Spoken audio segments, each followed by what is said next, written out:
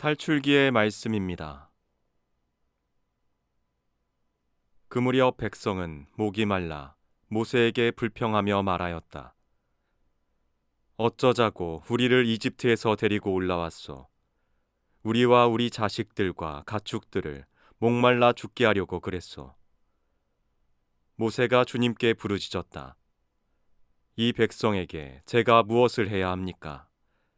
이제 조금만 있으면 저에게 돌을 던질 것 같습니다. 그러자 주님께서 모세에게 말씀하셨다.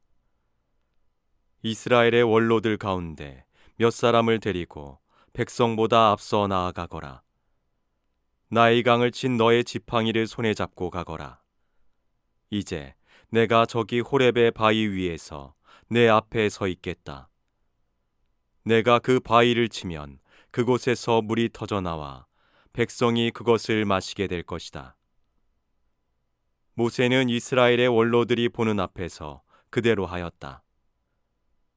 그는 이스라엘 자손들이 시비하였다 해서 그리고 그들이 주님께서 우리 가운데 계시는가 계시지 않는가 하면서 주님을 시험하였다 해서 그곳의 이름을 마사와 무리바라 하였다. 주님의 말씀입니다. 하느님 감사합니다.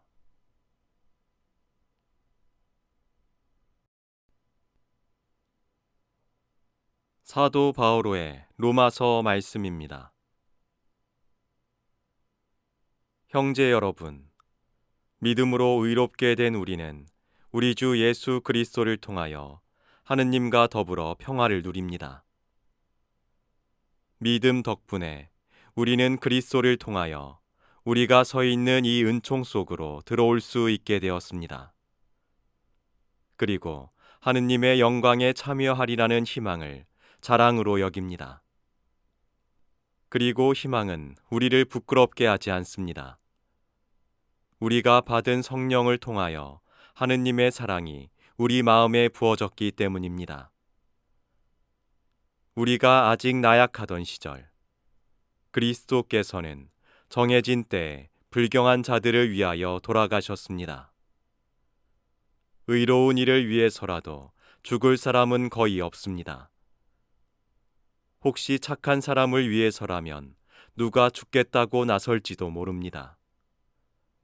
그런데 우리가 아직 죄인이었을 때 그리스도께서 우리를 위하여 돌아가심으로써 하느님께서는 우리에 대한 당신의 사랑을 증명해 주셨습니다. 주님의 말씀입니다. 하느님 감사합니다.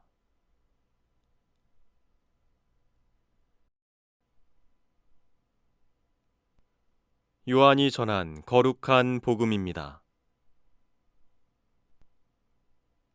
그때 예수님께서는 야곱이 자기 아들 요셉에게 준 땅에서 가까운 시카르라는 사마리아의 한 고을에 이르셨다. 그곳에는 야곱의 우물이 있었다.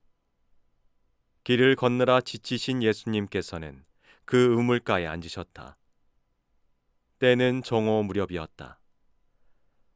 마침 사마리아 여자 하나가 물을 기르러 왔다. 그러자 예수님께서 나에게 마실 물을 좀 다오 하고 그 여자에게 말씀하셨다. 제자들은 먹을 것을 사러 고을에 가 있었다. 사마리아 여자가 예수님께 말하였다. 선생님은 어떻게 유다 사람이면서 사마리아 여자인 저에게 마실 물을 청하십니까? 사실 유다인들은 사마리아인들과 상종하지 않았다. 예수님께서 그 여자에게 대답하셨다. 내가 하느님의 선물을 알고 또 나에게 마실 물을 좀 다오 하고 너에게 말하는 이가 누구인지 알았더라면 오히려 내가 그에게 청하고 그는 너에게 생수를 주었을 것이다. 그러자 그 여자가 예수님께 말하였다. 선생님, 두레박도 가지고 계시지 않고 우물도 깊은데 어디에서 그 생수를 마련하시렵니까? 선생님이 저희 조상 야곱보다 더 훌륭한 분이시라는 말씀입니까? 그분께서 저희에게 이 우물을 주셨습니다. 그분은 물론 그분의 자녀들과 가축들도 이 우물물을 마셨습니다. 예수님께서 그 여자에게 이르셨다. 이 물을 마시는 자는 누구나 다시 목마를 것이다. 그러나 내가 주는 물을 마시는 사람은 영원히 목마르지 않을 것이다. 내가 주는 물은 그 사람 안에서 물이 솟는 샘이 되어 영원한 생명을 누리게 할 것이다. 그러자 그 여자가 예수님께 말하였다. 선생님, 그 물을 저에게 주십시오. 그러면 제가 목마르지도 않고 또 물을 기르러 이리 나오지 않아도 되겠습니다. 예수님께서 그 여자에게 가서 내 남편을 불러 이리 함께 오너라 하고 말씀하셨다. 그 여자가 저는 남편이 없습니다 하고 대답하자 예수님께서 말씀하셨다. 저는 남편이 없습니다 한 것은 맞는 말이다. 너는 남편이 5이나 있었지만 지금 함께 사는 남자도 남편이 아니니 너는 바른 대로 말하였다. 여자가 예수님께 말하였다. 선생님, 이제 보니 선생님은 예언자시군요. 저희 조상들은 이 산에서 예배를 드렸습니다. 그런데 선생님네는 예배를 드려야 하는 곳이 예루살렘에 있다고 말합니다. 예수님께서 그 여자에게 말씀하셨다. 여인아, 내 말을 믿어라. 너희가 이 산도 아니고 예루살렘도 아닌 곳에서 아버지께 예배를 드릴 때가 온다.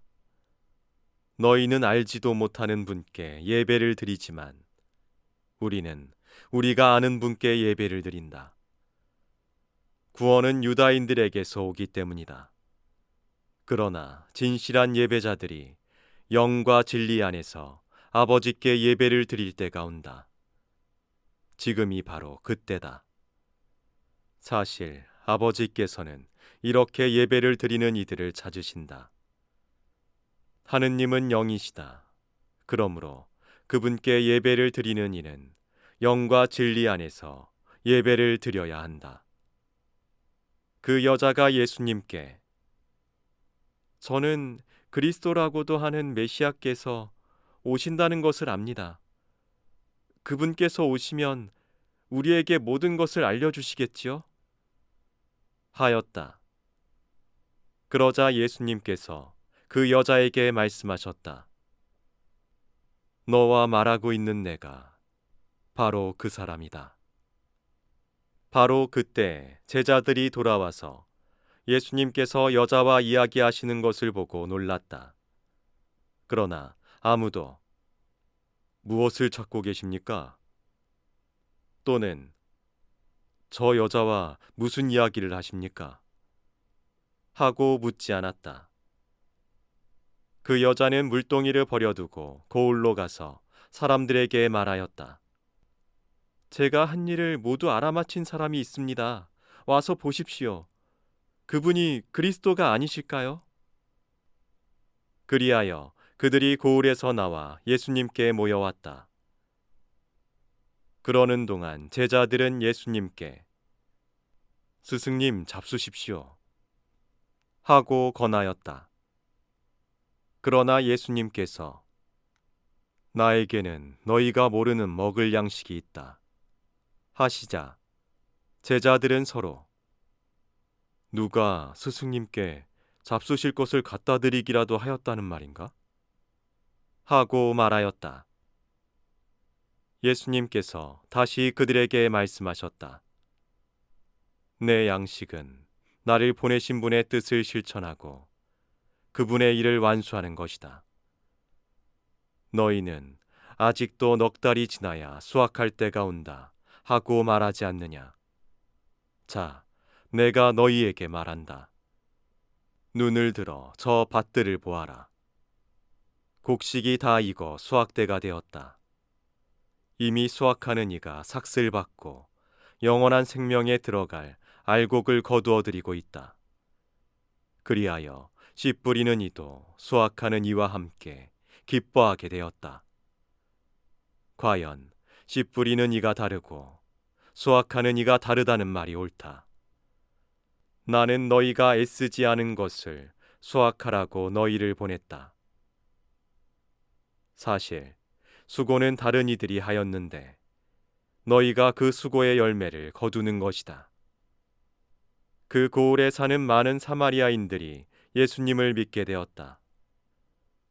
그 여자가 저분은 제가 한 일을 모두 알아맞혔습니다 하고 증언하는 말을 하였기 때문이다. 이 사마리아인들이 예수님께 와서 자기들과 함께 머무르시기를 청하자 그분께서는 거기에서 이틀을 머무르셨다. 그리하여 더 많은 사람이 그분의 말씀을 듣고 믿게 되었다. 그들이 그 여자에게 말하였다. 우리가 믿는 것은 이제 당신이 한 말 때문이 아니요. 우리가 직접 듣고 이분께서 참으로 세상의 구원자이심을 알게 되었소. 주님의 말씀입니다. 그리스도님 찬미합니다.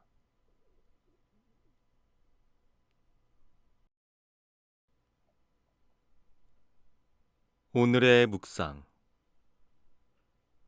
대화를 나누다 보면 유독 믿음이 가는 사람이 있습니다.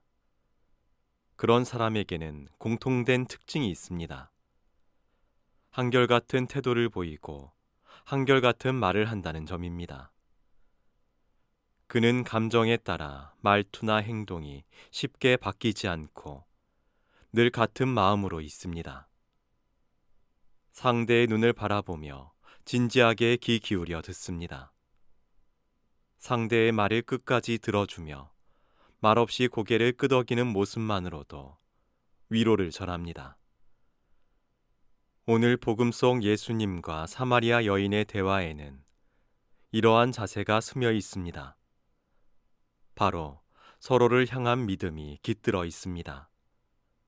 물을 청하는 것으로 시작된 대화는 그 고을의 많은 사마리아인이 예수님을 믿게 되는 놀라운 결실로 이어집니다. 예수님의 온화한 태도와 부드러운 말투는 사마리아 여인의 마음을 열었습니다. 여인의 진심 어린 경청과 영적 갈망은 예수님을 알아뵙는 은총의 길로 이끌었습니다. 그리하여 여인은 구원자이신 예수님을 알아뵙고 그분을 증언하는 이가 되었습니다. 사마리아 여인의 모습에서 다시 생각하게 됩니다. 우리는 주님과 가족과 이웃과 어떻게 소통해야 할까요? 바쁜 일상 속에서도 하느님의 목소리를 듣는 기도의 시간을 가져야 합니다. 자신의 처지와 상황을 솔직히 드러내는 고해의 시간이 필요합니다. 하느님께서 나에게 하시는 말씀을 깊이 새기며 실천하기로 결심해야 합니다. 그리고 마침내 세상 속에서 믿음을 증언하는 사람이 되어야 합니다. 주일인 오늘 한결같은 태도와 말투로 하느님과 가족과 이웃과 함께 시간을 보낸다면 하느님께서 메마른 우리 영혼을 적셔 주실 것입니다.